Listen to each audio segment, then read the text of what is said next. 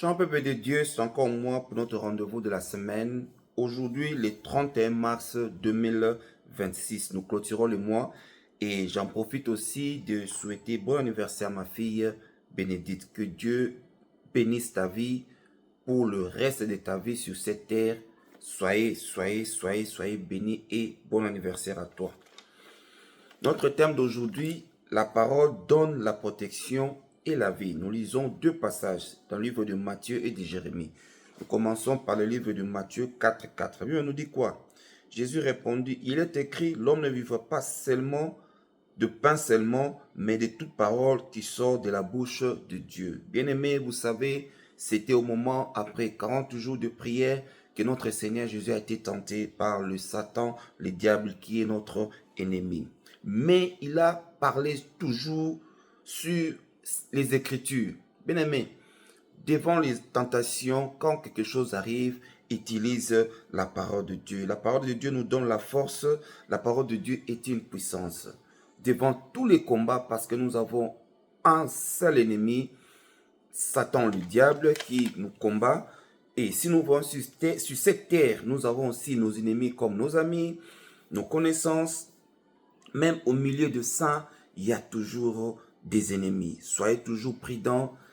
Votre force, votre puissance, c'est la parole de Dieu. Quand nous lisons dans l'Exode 14, la Bible nous dit quoi? L'Éternel combattra pour vous et vous gardez silence. Le silence que le Seigneur a demandé de garder, c'est rester toujours dans la méditation, dans la prière. Parce qu'on a dit de prier sans cesse.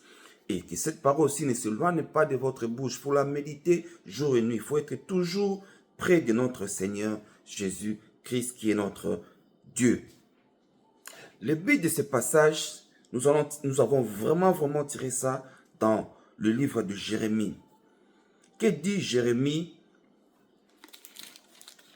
Le chapitre 15, le verset 15 à 16, je lis rapidement au nom de Jésus. Tu sais tout, ô Éternel, souviens-toi de moi, ne m'oublie pas, venge-moi de mes persécuteurs, ne m'enlève pas, tandis que tu t'es montré lent à la colère, sache que je supporte l'opprobre à cause de toi. Verset 16, je recueillis tes paroles et je les ai dévorées.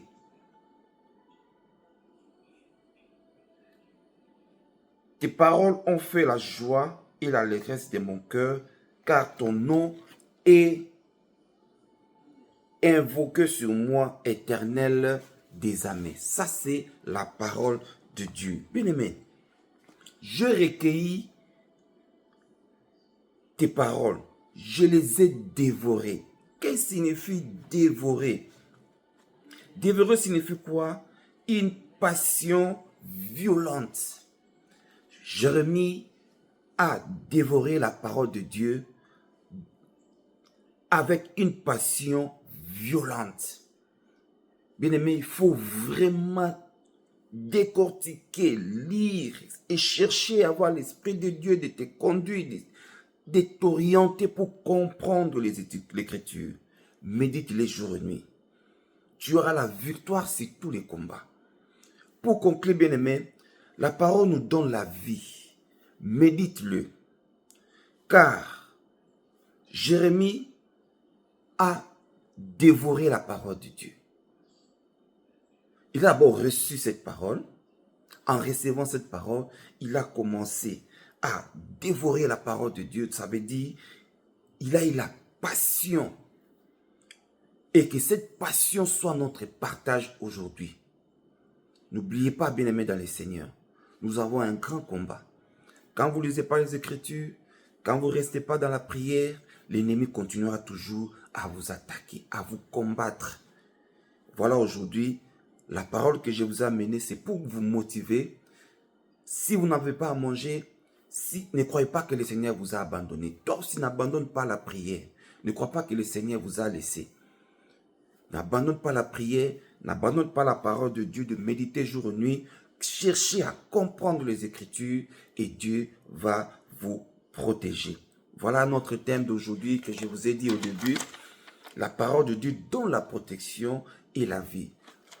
Si tu meurs aujourd'hui, si tu as la parole de Dieu, tu as la vie. Si tu as Jésus en toi, tu as la vie. Soyez bénis, bien-aimés dans le Seigneur, et que le mois prochain qui va commencer, le mois d'avril, le Seigneur vous accompagne et vous précède encore. Soyez bénis et bonne journée dans le Seigneur.